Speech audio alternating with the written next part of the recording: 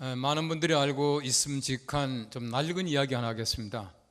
어떤 젊은이가 군에 갔습니다. 군에 갔는데 군대 가면은 이제 밤마다 암 구호라고 하는 게 있습니다. 무슨 말 하면은 어떻게 응답하고 하는 암 구호가 있는데 이제 경계 건물을 쓰고 있는 초병 쪽으로 이제 순찰을 돌게 되었습니다. 그날따라 암 구호가 반지 하면은 구슬 하고 이제 서로 응답하는 것인데 이게 초병이다 보니까 이제 순찰병이 오니까 반지 하고 소리를 질렀습니다. 그리고 대뜸 이게 경계 건물을 쓰고 있는 사람에게 이 순찰 돌던 이 친구 하는 얘기가 담아 그랬습니다. 그때만 이제 그 암 구호가 다르니까 이 보초 서고 있던 사람이 총을 빵 쐈습니다. 죽으면서 구슬이나 담아나 하더니 죽더라는 거예요. 머릿속에는 똑같죠. 또 비슷할 때도 많이 있습니다. 그러나 전혀 다릅니다. 하나는 사람의 생명을 살리는 것이고 하나는 사람의 생명을 살리지 못하고 빼앗는 것이 되어버리고 만다고 하는 것입니다. 여러분, 세상에는 보시면은 아주 비슷하지만은 전혀 다른 것들이 많이 있습니다. 생명 있는 것과 생명 없는 것은 너무나 많이 차이가 난다는 사실을 잘 알고 있습니다. 우리 성경 말씀이 가르치고 있는 복음이라고 하는 것은 생명을 전달하는 것입니다. 우리가 아무리 아름다운 말을 한다고 하더라도 생명 없는 말은 복음이 아닙니다. 생명 없는 말은 전달할 만한 가치가 없다고 하는 것입니다. 우리 조선시대에 보시면 전달하는 도구가 여러 가지가 있었습니다. 어떤 신호를 보낼 때에 북을 치기도 하고 연기를 피우기도 하고 나팔을 불기도 하고 또 어떤 책을 보니까 연을 띄우기도 한답니다. 연을 띄워가지고 연 색깔과 또 모양과 글씨에 따라 가지고 이제 신호가 달라진다는 것이에요. 다시 말하면 연이라고 하는 것이 요즘식으로 말하면 통신 위성 역할을 했다, 그렇게 말하고 있습니다. 어쨌든 보십시오. 전달하는데 가장 중요한 것은 무엇이냐 하면은 우리가 가지고 있는 뜻을 정확하게 전달하는 것입니다. 내가 아무리 전달을 잘했다고 말하지만 상대방이 엉뚱하게 들으면 바른 전달이 아니라고 하는 것입니다. 특별히 여러분들 잘 아시는 대로 잘못된 전달이라고 하는 것은 생명을 빼앗게 되는 경우도 있다고 하는 사실을 꼭 명심해야 합니다. 특히 복음도 그렇습니다. 잘못 전하게 되면 사람의 생명을 완전하게 빼앗는 경우를 많이 볼 수가 있다라고 하는 것입니다. 우리가 이제 동작을 옆에 사람에게 합니다. 그 사람이 또 동작을 계속해서 해서 마지막 사람에게 무엇인가 알아맞히는 그런 게임이 있습니다. 전혀 엉뚱한 얘기 나올 때가 얼마나 많은지 몰라요. 아주 비슷하게 표현했지만 그 다음 사람이 다르게 표현하게 되면 마지막 사람은 전혀 엉뚱한 전달을 받게 된다고 하는 것을 우리가 너무나 잘 알고 있습니다. 우리 성경 말씀이 가르치고 있는 전달이라고 하는 것은 예수 그리스도와 십자가에 못 박히신 바로 그 십자가를 전달한다라고 하는 것을 바로 아주 강하게 얘기를 하고 있는 것이에요.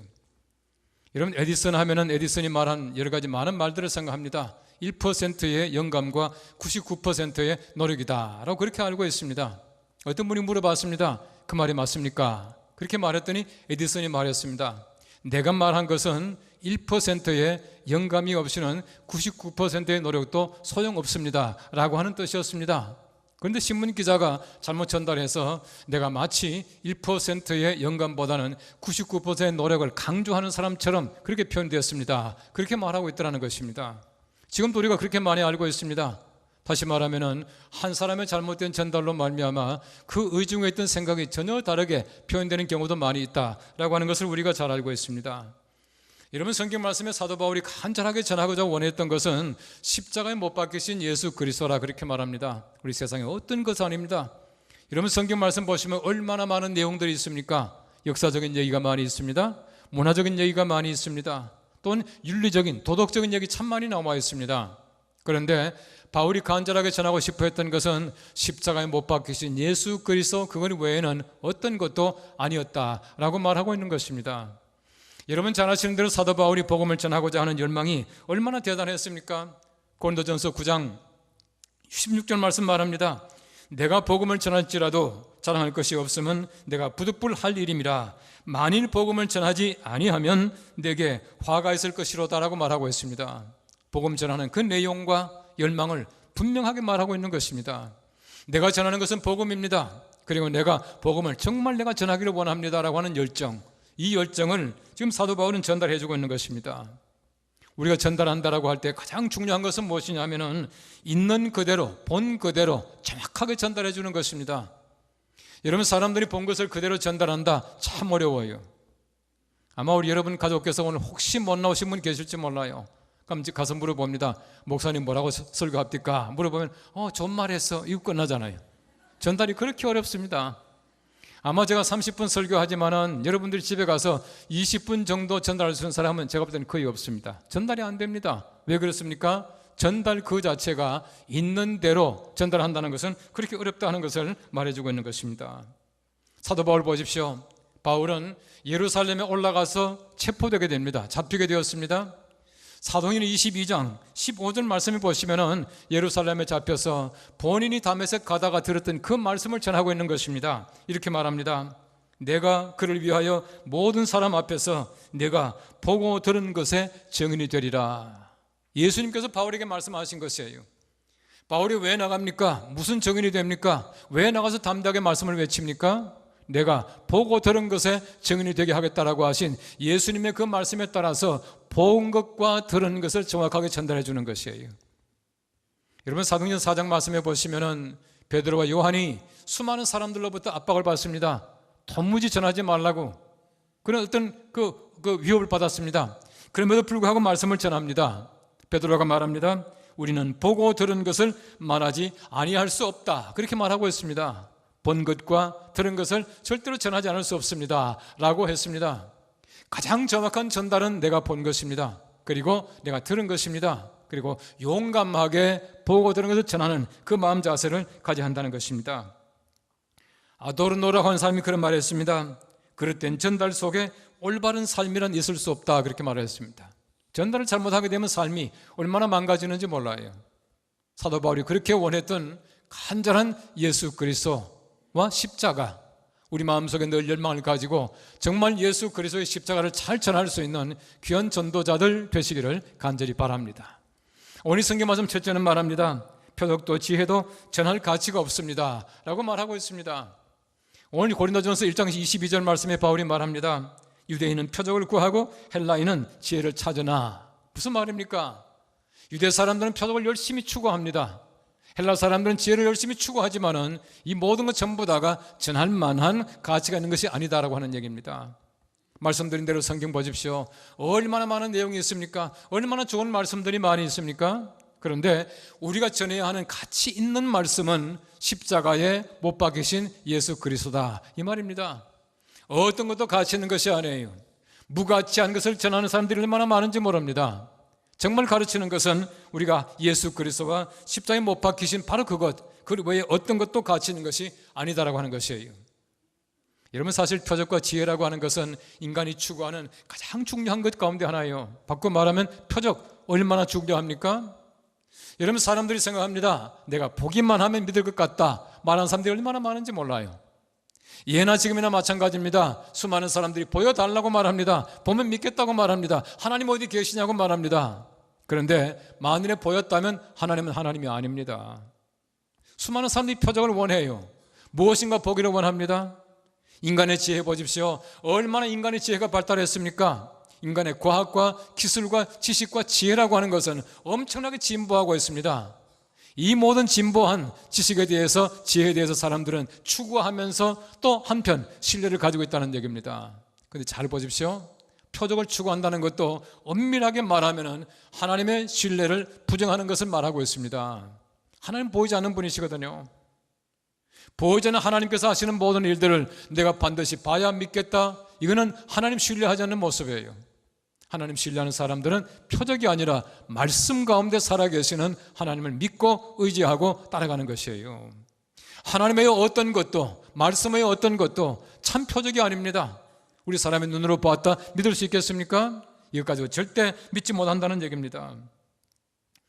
요한복음 6장 말씀해 보시면 예수님께서 보리떡 5개 물고기 2마리 가지시고 5,000명 먹이신 기적이 나와요. 수많은 사람이 예수님께 나와왔습니다. 예수님께서는 그들에게 기적으로 먹이셔요. 그런데 그들이 왜 예수님께 왔습니까? 요한복음 6장 말씀에는 병자들에게 행하신 표적을 보고 무리들이 따라왔다 그렇게 말하고 있어요. 수많은 사람들이 병자들에게 행한 표적을 보고 예수님 따라온 겁니다. 근데 보십시오. 예수님께서 그들에게 실컷 먹였습니다. 먹인 다음에 예수님께서 말씀하셔요. 너희 조상들은 만나를 먹고도 다 죽었다. 내가 너희에게 주는 떡이야말로 신령한 떡이다. 생명의 떡이다. 나를 마시는 자는 절대로 죽지 않을 것이다. 말씀하니까 전부 뿔뿔이 다 흩어져 버리고 말았어요. 다 다 돌아가 버리고 말았습니다. 예수님께서 말씀하시는 생명의 말씀, 이것보다 더 많은 관심 가지고 있는 것은 떡이었습니다. 물고기였습니다. 그들이 참 생명의 말씀이 아니었다는 말입니다. 다 떠나간 다음에 예수님께서 제자들에게 말합니다. 너희들도 가겠느냐? 그때 베드로가 말하기를 영생의 말씀이 계시는데 우리가 누구로 가겠습니까? 라고 대답을 했다는 것입니다. 보십시오. 표적을 보고 따라왔던 사람들이 떡과 물고기를 주지 않을 때에 생명의 말씀 때문에 그들은 다 떠나가 버리고 말았다는 것입니다. 표적 보아도 예수님 믿지 못한다는 얘기입니다. 요한복음 12장 37절 말씀 말합니다. 이렇게 많은 표적을 그들 앞에서 행하셨으나 그를 믿지 아니하니. 보십시오. 예수님께서 얼마나 많이 먹였습니까? 얼마나 많이 고쳤습니까? 얼마나 많이 살리셨습니까? 심지어 이 말씀은 나사로 살리신 다음에 하는 얘기입니다. 수많은 사람이 나사로 사는 거 다 보았거든요. 그런데 바로 이 표적을 보고도 사람들이 믿지 아니하니 라고 말씀하고 있는 것이에요. 봤다고 믿는 것 아닙니다. 참 내가 하나님의 거룩하신 말씀 속에 내가 사무칠 때, 내 말씀 속에 하나님의 말씀이 살아있을 때에 비로소 믿어지는 것이지 표적 때문에 믿는 것이 아니라고 하는 것을 얘기해주고 있는 것이에요. 여러분, 인간의 지혜를 구한다는 것도 마찬가지입니다. 인간의 지혜 보십시오. 얼마나 대단합니까? 지금 보시면 인간의 지혜가 엄청나게 진보하고 있어요. 심지어 수많은 사람들이 말합니다. 인간의 가능성은 무한하다라고 말하고 있어요. 인간의 잠재력은 무한하다 말하고 있습니다. 엄청나게 많은 줄로 알아요. 사람들이 가지고 있는 가치가 엄청난 줄로 알고 있다는 얘기입니다. 그런데 보십시오. 우리 사람들의 지혜라고 하는 것이 얼마나 좁고 얼마나 작은지 몰라요. 최근에 보시면 우리가 과학과 기술이 발달하다 보니까 엄청나게 진보된 로봇을 잘 만들었어요. 제가 지난 주간에 텔레비전 이 과학 프로그램을 보니까 미국에서 만든 어떤 로봇가요, 계단을 올라가는데 얼마나 정확하게 올라가는지 몰라요. 올라갔다 또 내려올 때도 뒷걸음질로 내려오는데요, 한 번 넘어지지도 않아요. 발도 틀리질 않아요. 사람은 넘어지지만 로봇은 안 넘어져요. 여러분, 사람들이 그 로봇을 만들어 놓고 보십시오. 무한한 가능성 가지고 있다 그렇게 말하잖아요. 제가 보니까 로봇은 사람이 만든 또 다른 사람 같아요. 인공지능을 가지고 있다 그렇게 말합니다. 그러나 사람들이 가지고 있는 그 한계가 얼마나 좁으라고 얼마나 아무것도 아닌지 모릅니다. 성경 말씀 말합니다. 지혜의 근본은 하나님을 아는 것이에요. 여호와를 아는 것이 지식의 근본입니다. 하나님 아는 것 외에 어떤 것들도 참 지혜와 참 지식이 아니다라고 말하고 있는 것입니다. 사람들이 엄청난 것을 이룬 것 같지만은 오히려 정반대다라고 하는 것입니다. 제가 대학교 때에 동양 철학을 가르쳐 주신 우리 교수님 가운데 구본명 교수님하고 계셨어요. 이 제가 이제 졸업할 무렵입니다만은 제가 목사가 된 제 친구하고 같이 우리 그 교수님을 찾아갔습니다. 댁에 가서 이런저런 얘기도 하고 차도 얻어 마셨는데 그 교수님이 참 재밌는 얘기를 해요. 근데 그 교수님은 연세대학교 교수님이셨지만은 제가 볼 때는 그렇게 뭐 예수를 썩 믿었던 것 같지는 않아요. 근데 그분이 하는 얘기가 최근에 와서는 참 이상하다고, 왜 기독교의 논리와 교리가 과학의 보증을 받으려고 애쓰는지 모르겠어. 만일에 우리 교회, 기독교 교리가 과학의 보증을 받는다면 더 이상 그건 교리가 아니야, 신앙이 아니야, 그건 과학이야, 그렇게 말씀하시더라고요. 왜 우리 기독교 교리가 과학의 보증을 받아야 됩니까? 우리 기독교 교리라고 하는 것은, 신앙이라고 하는 것은 과학의 보증을 받는 것이 아닙니다. 과학의 보증을 받는다면 과학이죠. 우리 신앙은 과학보다 월등한 것입니다. 그러므로 과학적으로 증명할 수 없는 것이, 보증할 수 없는 것이 우리 신앙이라고 하는 것입니다. 여러분, 수많은 사람들은 지혜에 의존하고 있지만은 사람의 지혜가 아닙니다. 수많은 사람들이 은사를, 표적을 구하고 있지만은 표적이 아니라는 얘기예요.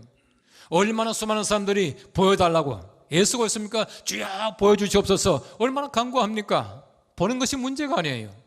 은사가 중요하지만은 은사 주인은 아니에요. 우리 사람의 이성이 중요하지만은 이성 주인은 아닙니다.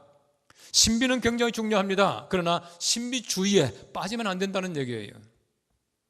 이러면 사람들의 과학적인 삶을 살아간다, 최첨단 과학시대에 살면서도 얼마나 사람들이요 우스꽝스럽고 유치한지 몰라요. 홍콩 가보신 분들은 리버스 베이라고 아주 그 부자 동네 한 번씩 가봐요. 그 가면은 엄청나게 비싼 집들이 많이 있어요. 그 집이 굉장히 동네가 부자 동네래요. 아파트 한 채가요, 우리 돈으로 치면은 20억, 30억 한대요. 그게 좋은 동네예요, 바닷가에. 근데 가보시면 큰 아파트가 한 채 있네요. 아파트가 한 채 있는데 그 바닷가에 그 아파트가 한 채만 하더라도요, 그 한 집만 하더라도 20억, 30억이 된다 그러잖아요. 그런데 큰 아파트에 중간에 구멍이 뻥 뚫어져 있어요. 집이 없어요, 방이 없어요. 왜 없나 물어보니까 용이 지나가는 자리라는 거예요, 구멍이. 이러면 세상에 그렇게 유치한 사람들이 있어요. 지난번에 발리 가서 보니까 두관석 선교사님 그 얘기를 하더라고요. 발리에는 한창 건축할 때 고도 제한이 15m밖에 안 된대. 15m 이상 지을 수가 없다는 겁니다. 왜 지을 수 없냐 하니까 힌두의 신들이요, 야자수를 밟고 지나간답니다. 그래서 혹시 가다 걸릴까 봐 아파트를 그 이상 못 짓는다는 거예요.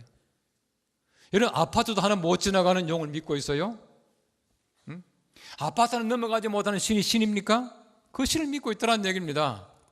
이런 사람들의 사고를 보십시오. 과학시대에 살고 있다고 말하지만, 지혜롭게 산다고 말하지만 얼마나 어리석은 사람들이 많은지 몰라요. 이것이 우리 사람들의 지혜입니다. 사람들의 표적과 지혜라고 하는 것은 얼마나 무가치한지 모른다는 것이에요. 고린도전서 3장 19절 말씀 바울이 말합니다. 이 세상 지혜는 하나님께 어리석은 것이니 기록된 바 하나님은 지혜 있는 자들로 하여금 자기 꾀에 빠지게 하시느니라 말씀하고 있습니다. 여러분, 사람들의 지혜라고 하는 것은 자기 꾀에 빠지는 것이에요. 여러분, 사람의 지혜라고 하는 것은 하나님께서 보실 때에 어리석은 꾀에 불과하다는 것을 말씀해 주고 있는 것이에요. 여러분, 절대로 표적 보고 따라가지 마십시오. 표적을 추구하지 마십시오. 지금은 쇠락했지만은 전두환의 박태선 초기에는 얼마나 엄청난 표적을 많이 행했는지 몰라요. 많은 사람을 살리고 많은 사람이 병을 고쳤습니다. 지금 보십시오. 아무것도 아니잖아요. 표적이 아닙니다. 통일과 문선명 마찬가지예요. 우리가 추구하는 것은 표적과 지혜가 아니라 십자가에 못 박히신 예수 그리스도이신 줄로 믿으시기 바랍니다. 오늘 성경 말씀 두 번째 말합니다. 능력이며 지혜인 그리스도는 전할 가치가 있습니다 라고 말하고 있습니다. 오늘 성경 말씀 1장 24절 말씀 말합니다. 오직 부르심을 받은 자들에게는 유대인이나 헬라인이나 그리스도는 하나님의 능력이요 하나님의 지혜니라 라고 말하고 있습니다.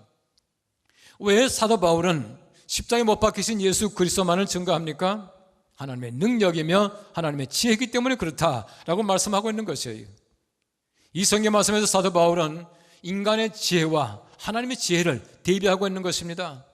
아무리 봐도 사람의 지혜라고 하는 것은 얼마나 어리석은지 몰라요. 하나의 꾀에 불과합니다. 하나님의 지혜라고 하는 것은 무한합니다. 그 속에 하나님의 능력이 있습니다. 그 속에 하나님의 사랑이 있다는 것을 말씀해 주고 있는 것이에요. 여러분, 사람들의 지혜 보십시오. 사람들의 꾀를 보십시오. 사람들이 왜 죄를 지었습니까? 하나님같이 되고자 하여 선악과를 따먹었습니다. 이게 사람들의 지혜예요. 그 결과가 무엇입니까? 사람의 지혜의 결과라고 하는 것은 인간의 멸망이었습니다. 여러분, 성경 말씀 보십시오. 흩어짐을 면하게 하자라고 하면서 서로가 와서 조장하며 세운 것이 무엇입니까? 하나님같이 되려고 높이 쌓은 것이 바벨탑이었습니다. 이게 인간의 지혜예요. 그 지혜의 결과가 무엇입니까? 흩어지지 말자라고 말했지만 하나님께서 사람들을 흩어 놓으시고 언어를 혼잡하게 하셨다. 성경 말씀 그렇게 가르치고 있네요. 사람들이 머릿속에 생각합니다. 성을 높이 쌓게 되면 내가 안전하게 될 것이다. 성을 높이 쌓았습니다. 성경 말씀 말합니다. 인간의 지혜의 결과가 무엇입니까? 파수꾼의 깨어있음이 허사로다 라고 말하고 있는 것이에요. 하나님 알지 못하는 수많은 사람들이 예루살렘에 와서 함락하고 백성들 잡아가면 끝날 줄 알았습니다. 끝났습니까? 하나님은 다시금 모으십니다. 돌아가게 만드십니다. 강성하게 만드십니다. 그들로 하여금 하나님의 거룩하신 나라 만들게 만들어주시는 것이에요. 시작 성경 말씀 보십시오. 서대반에게 돌로 치면 끝날 줄 알았습니다. 복음이 없어지는 줄 알았어요. 야고보를 참수했습니다. 끝날 줄 알았습니다. 복음이 전부 잔멸되는 줄 알았습니다. 베드로와 요한의 입을 막으면 끝날 줄 알았습니다. 성경 말씀 보십시오. 그런데 복음은 불같이 번전하게 되었습니다.